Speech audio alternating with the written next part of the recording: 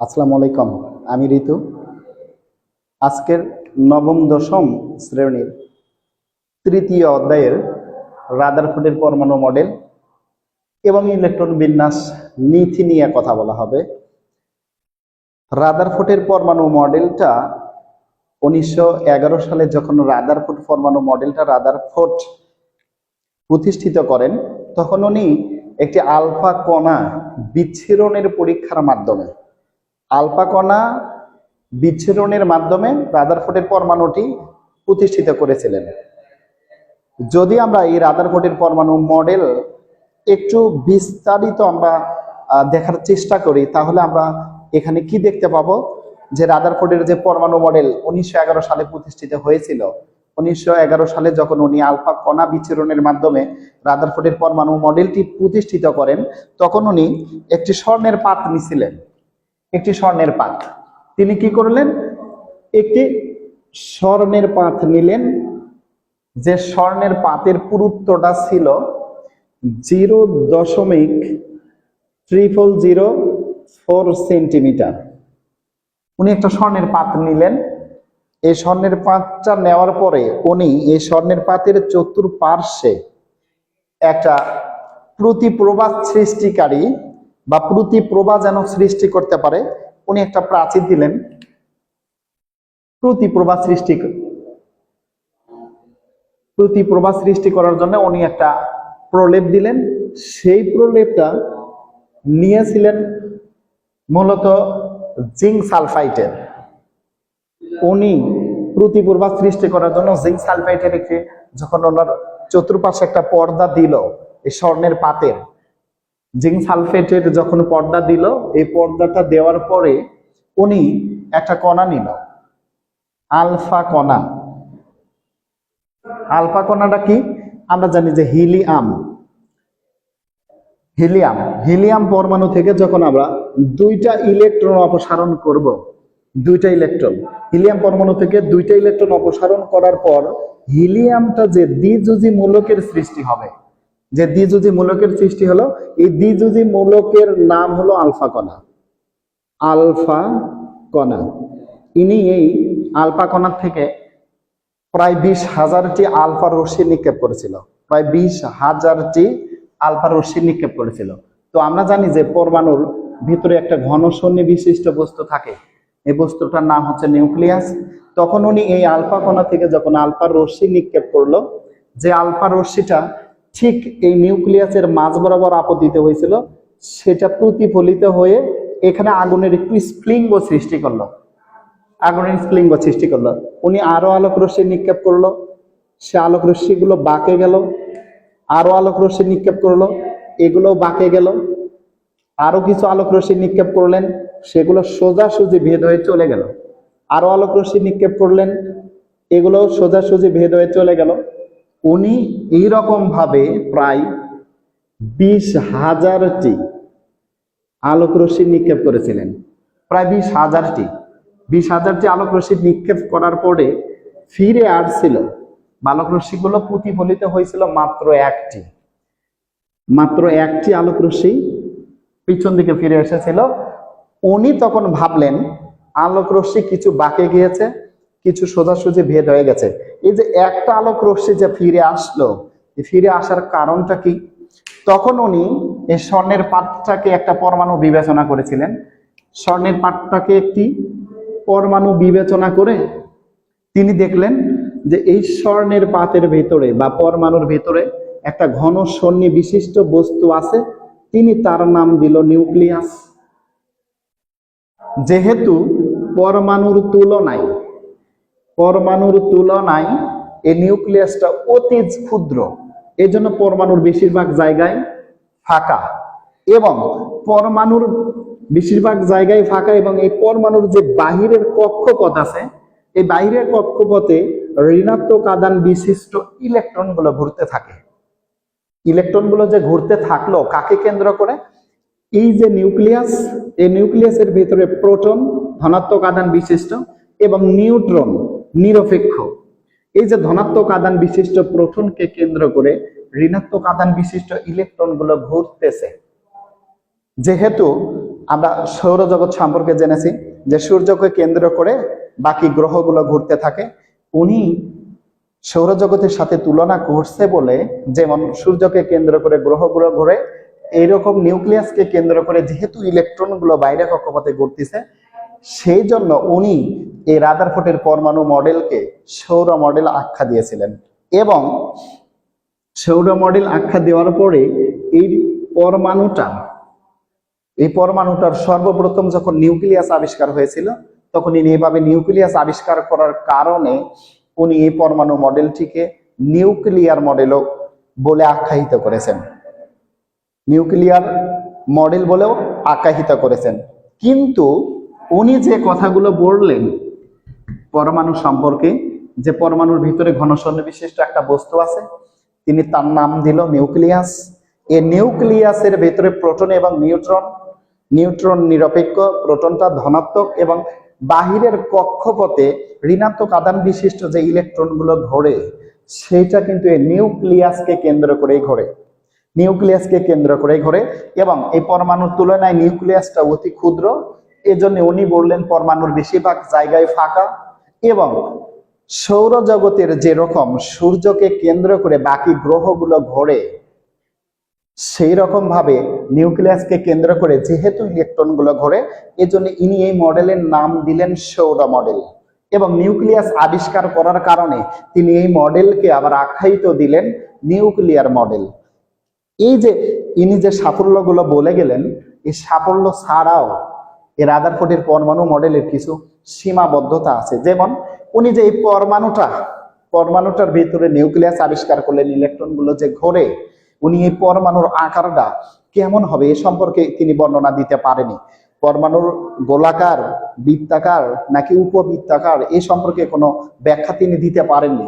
এবং আরো একটি কথা উনি বলতে পারেননি যে একের অধিক একটা পরমাণুর বাহিরে কক্ষপথে যখন ইলেকট্রনগুলো ঘুরতে থাকে, এই একটি ইলেকট্রন কেমনি ঘোরে সেই সম্পর্কে তিনি বর্ণনা দিতে পারলেও একের অধিক ইলেকট্রনগুলো কিভাবে ঘোরে এই সম্পর্কে তিনি বর্ণনা দিতে পারেননি।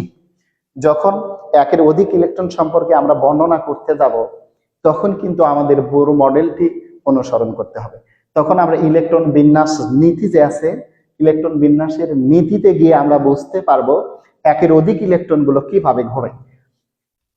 আর একটি সাফল্য আছে, বিজ্ঞানী রাদারফোর্ড বলেছিলেন যে ইলেকট্রনগুলো যখন নিউক্লিয়াসকে কেন্দ্র করে বাইরের কক্ষপথে ঘুরতে থাকবে, তখন এই শক্তিটা বিকিরিত করতে করতে এক সময় নিউক্লিয়াসে পতিত হবে এবং পরমাণুটা বিলুপ্ত হয়ে যাবে।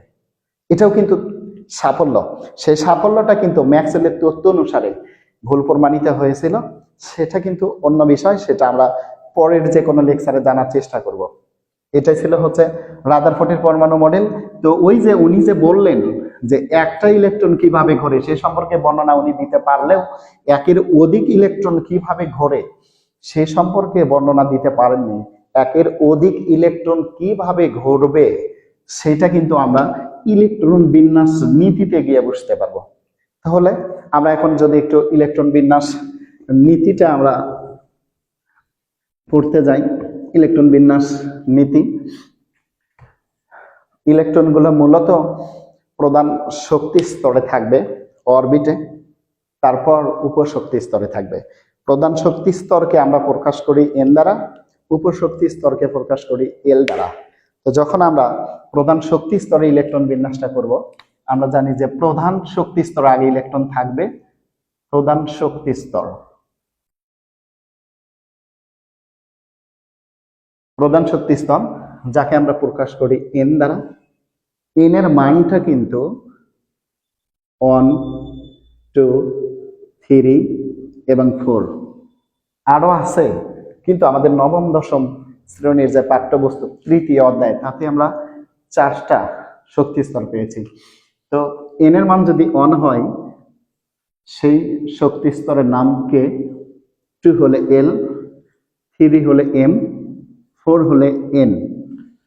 এবং আমরা যদি মোট ইলেকট্রন ধারণ ক্ষমতা শক্তি স্তরে মোট ইলেকট্রন ধারণ ক্ষমতা নির্ণয় করতে যাই, তখন আমাদের 2n² সূত্রটা ফলো করতে হবে। 2n², যখন আমার এই শক্তির স্তরগুলো ইলেকট্রন দ্বারা পরিপূর্ণ হবে তখন কিন্তু ইলেকট্রনগুলো উপশক্তি স্তরে প্রবেশ করবে। সেই উপশক্তি স্তরগুলোকে আমরা প্রকাশ করব উপশক্তি স্তর। উপশক্তি স্তরকে আমরা প্রকাশ করি এল দ্বারা।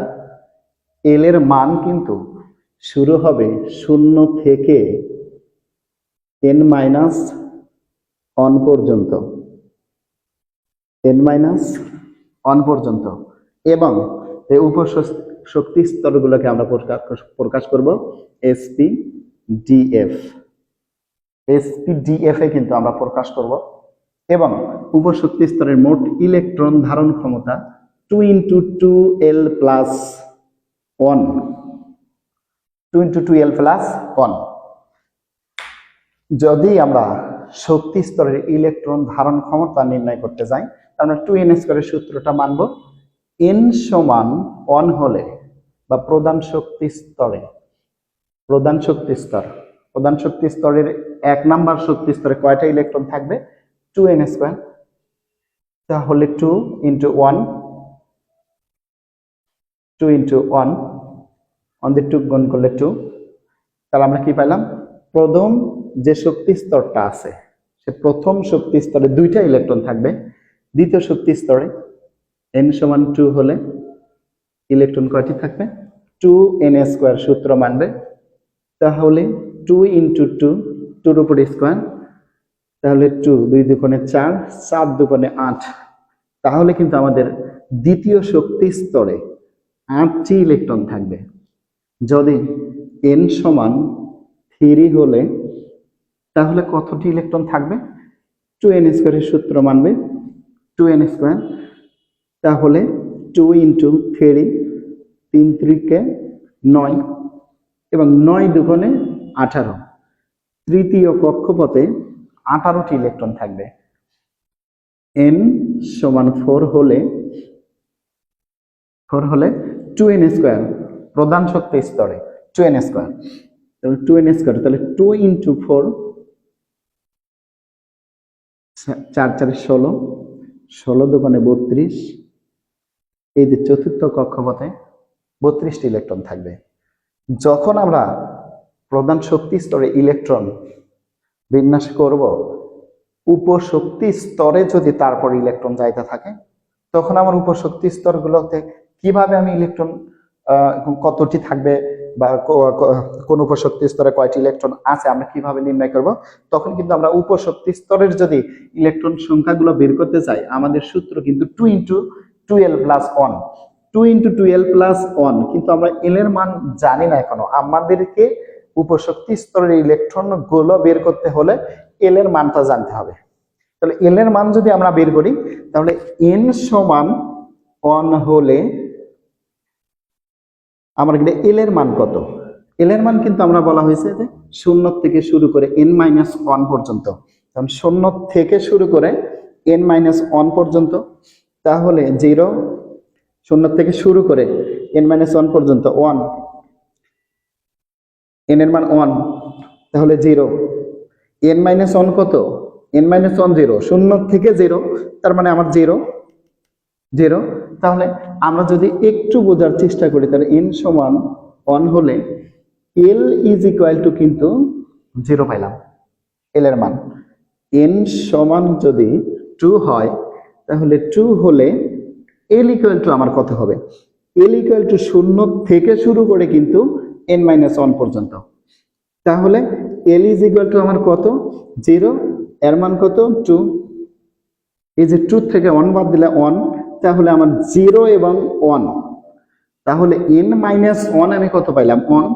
তাহলে আমার 0 থেকে কত পর্যন্ত যাইতে হবে? 1 পর্যন্ত। তাহলে শক্তি স্তর যদি আমার দ্বিতীয় হয়, উপশক্তি স্তর কিন্তু 0 আর হলে 1, দুইটা। কারণ শক্তি স্তর আমার হচ্ছে দ্বিতীয়, উপশক্তি স্তর দুইটি, 0 এবং 1।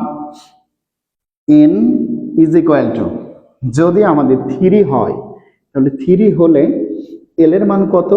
0 থেকে শুরু করে n-1 পর্যন্ত। তো n-1 পর্যন্ত হলে এই n এর মান কত? 3, তৃতীয় কক্ষপথ। তাহলে 0 3, 3 মাইনাস 1, তাহলে 0 এবং 2। বলা হয়েছে কি যে এল এর মান কিন্তু 0 থেকে শুরু করে n-1 পর্যন্ত, তাহলে 0 থেকে শুরু করে n-1 পর্যন্ত, তাহলে n-1 আমার কত 2, তার মানে 0 থেকে আমাকে কত যাইতে হবে 2, তাহলে 0 1 এবং 2। তৃতীয় কক্ষপথ বা তৃতীয় শক্তি স্তর, উপশক্তি স্তর কিন্তু 3টি, তাহলে n is equal two 3, l is equal two তাহলে 0 1 এবং 2, কারণ শক্তি স্তর 3, তাহলে উপশক্তি স্তর আমাদের 3টি উপশক্তি স্তর, এবং n সমান যদি 4 হলে l ইজ ইকুয়াল টু কত, তাহলে l এর মান 0 থেকে শুরু করে n-1 পর্যন্ত 0 n-1, তাহলে 0, এটা হচ্ছে 4 মাইনাস 1, তাহলে 0 3। বলা হয়েছে 0 থেকে শুরু করে n-1 পর্যন্ত, তা 0 থেকে n-1 পর্যন্ত গেলে n-1 এর মান আমরা পাইলাম কত 3, তাহলে 0 1 2 এবং 3। শক্তি স্তর আমার 4, তাহলে উপশক্তি স্তর কয়টি 4টি, 0 1 2 এবং 3। তাহলে n is equal two 0, n is equal two যদি আমাদের 4 হয়, তাহলে l ইজ ইকুয়াল টু আমাদের মান কত 0 1 2 এবং 3, কারণ ওই যে শক্তি স্তর আমাদের 4 বা উপশক্তি স্তর তাহলে কয়টি 4টি। এখন এই উপশক্তি স্তরগুলোতে ইলেকট্রনগুলো কিভাবে থাকবে, আমরা যদি এখন উপশক্তি স্তরের ইলেকট্রনগুলো নির্ণয় করতে যাই, তাহলে 2 × 2l + 1, 2 × 2l + 1 সূত্রটি আমাদেরকে ফলো করতে হবে। তাহলে n সমান 1 হলে l ইজ ইকুয়াল টু 0, তাহলে প্রথম শক্তি স্তরের উপশক্তি স্তর একটি, সেটি হচ্ছে 0, তাহলে আমরা 0 বসায়া আমার উপশক্তি স্তরের ইলেকট্রন কয়টি, তাহলে আমরা কি জানি যে 2 × 2l + হলো 1, তাহলে 2 × এই যে 2, l এর মান 0 প্লাস 1, তাহলে 2, 0 দিয়ে 2 গুণ করলে 0 প্লাস হচ্ছে 1, তাহলে 2 × 1, 1 দিয়ে 2 গুণ করলে 2। এই যে আমাদের শক্তি স্তর, প্রধান শক্তি স্তর 1 নম্বর কক্ষপথের ইলেকট্রন হচ্ছে 2টি, যে কক্ষপথের উপশক্তি স্তর হলো 0, যাতেও আমরা ইলেকট্রন দেখলাম কয়টি 2টি। তাহলে শক্তি স্তর দ্বিতীয়, উপশক্তি স্তর 0 এবং 1, তো ওই যে আমরা 0 জন্য বের করলাম 2, তাহলে 0 জন্য আমাদের বের হলো কত 2। এখন আমি কত বসাবো 1, এখন যদি আমি 1 বসাই তাহলে 2 × 2l + 1, তাহলে 2 × 1 বসান, তাহলে 2 2 প্লাস হচ্ছে 1 ইন্টু, তাহলে 2 × 3, 3 দোকানে 6, এই যে 6, তাহলে আমার শক্তি স্তর দ্বিতীয় আর উপশক্তি স্তর 2টি 0 এবং 1, তাহলে 0 এর জন্য ইলেকট্রন পাইলাম আমরা 2টি, 1 এর জন্য ইলেকট্রন কয়টি পাইলাম 6টি, তাহলে 6 এবং 2 মোটে কত হলো 8। তা আমরা জানি যে দ্বিতীয় শক্তি স্তরে কয়টি ইলেকট্রন থাকে 8টি, এই যে দ্বিতীয় শক্তি স্তরে উপশক্তি স্তর 2টি 0 এবং হচ্ছে 1, 0 এর জন্য 2টি, 1 এর জন্য হচ্ছে 6, তাহলে 2 এবং 6 যোগ করলে 8, এই যে আমাদের দ্বিতীয় শক্তি স্তরে 8। এই যে আমাদের উপশক্তি স্তরের 1 বসায় আমরা পাইলাম 6, এবং এই যে 0 বসায় পাইছি হচ্ছে 2, তাহলে এই যে 6 এবং 2 8, শক্তি স্তর কত 3। তৃতীয় শক্তি স্তরে উপশক্তি স্তর কয়টি 3টি, তাহলে উপশক্তি স্তর যদি 3টি হয়, এটা যদি আমরা একটু মিশাই দেই, শক্তি স্তর 3, উপশক্তি স্তর 0 1 এবং হচ্ছে 2, তা ওই যে আমরা 0 জন্য কত পাইছিলাম, 0 জন্য আমরা পাইছিলাম 2, এবং 1 এর জন্য কত পাইছিলাম 6। এখন আমরা বসাবো কত 2, সূত্রটা কি 2 × 2l + 1, তাহলে ইজ ইকুয়াল টু 2 × এই যে 2 × l এর মান কত বসাবো 2 প্লাস 1 ইজ ইকুয়াল টু 2, 4 আর 1 5, 5 দোকানে 10। এই যে আমরা যখন 2 বসাইলাম, 2 বসাই পাইলাম কত 10, আমার শক্তি স্তর কত তৃতীয়, উপশক্তি স্তর 0 1 এবং হচ্ছে 2, তাহলে এই তিনটা এখন আমরা যোগ করব। 10 6 16 আর 2 কত 18। ওই যে আমার তৃতীয় কক্ষপথের ইলেকট্রন কয়টি? 18টি। কারণ এই তৃতীয় কক্ষপথের উপশক্তি স্তর বা তৃতীয় শক্তি স্তরের উপশক্তি স্তর তিনটি, 0 1 এবং হচ্ছে 2। 0 জন্য এই যে আমরা পেয়েছিলাম 2, 1 এর জন্য পেয়েছিলাম 6 এবং 2 মান বসায় পাইলাম হচ্ছে 10। তাহলে তিনটি যোগ করলে আমরা পাইলাম 18। এই যে তৃতীয় কক্ষপথে 18টি ইলেকট্রন। এখন আমরা যদি কক্ষপথ নাম্বার 4-এ যাই, তাহলে 4 নাম্বার কক্ষপথে ইলেকট্রন থাকে হচ্ছে 32টি। এখন এই 4 নাম্বার কক্ষপথের উপশক্তি স্তর কয়টি? 4টি, 0 1 2 এবং হচ্ছে 3। ওই যে আমরা 0-র জন্য কত পাইছিলাম? 0-র জন্য পাইছিলাম 2, 1 এর জন্য কত পাইছিলাম? 6, 2-র জন্য কত পাইছিলাম? 10। আমরা এখন বসাবো কত? 3। আমাদের সূত্রটা কি? 2 × 2l + 1। তাহলে 2 × l এর মান কত? 3। এই যে 3 বসাবো আমরা, 3 + 1, 3 দোকানে 6 আর 1 7, তাহলে 2 × 7, তাহলে 7 দোকানে 14। ওই যে আমরা 14 পাই গেলাম। 14 উপশক্তি স্তর, চতুর্থ নাম্বার উপশক্তি স্তরে ইলেকট্রন পাইলাম আমরা হচ্ছে 14টি। তাহলে 14 আর 10 24, 24 14 আর হচ্ছে 10 24 আর 10 হচ্ছে 30, 30 এবং 6 30 এবং 2 32। তাহলে ওই যে আমাদের চতুর্থ কক্ষপথে কয়টি ইলেকট্রন থাকে? 32টি ইলেকট্রন থাকে। তাহলে চতুর্থ কক্ষপথের উপশক্তি স্তর কয়টি? 4টি, 0 1 2 এবং হচ্ছে 3। তো এই যে 4টি উপশক্তি স্তরের মোট ইলেকট্রন গুলো যোগ করে কত হয়? 14 10 24 6 30 এবং 2 হচ্ছে 32। এই যে কক্ষপথ নাম্বার 4 নাম্বার কক্ষপথে কয়টা থাকবে? 32টি। এই যে আমাদের ইলেকট্রন বিন্যাস, ওই যে আমরা পড়ছিলাম উপশক্তি স্তরগুলোকে প্রকাশ করে S P D এবং F দ্বারা। এই যে সেই S, এই যে সেই P, এই যে সেই D, এই সেই F। S এর মান 2, P এর মান 6, D এর মান 10 এবং F এর মান হচ্ছে 14। এই যে ইলেকট্রন বিন্যাস নীতি, শক্তি স্তর এবং উপশক্তি স্তরের ইলেকট্রন বিন্যাস নীতি।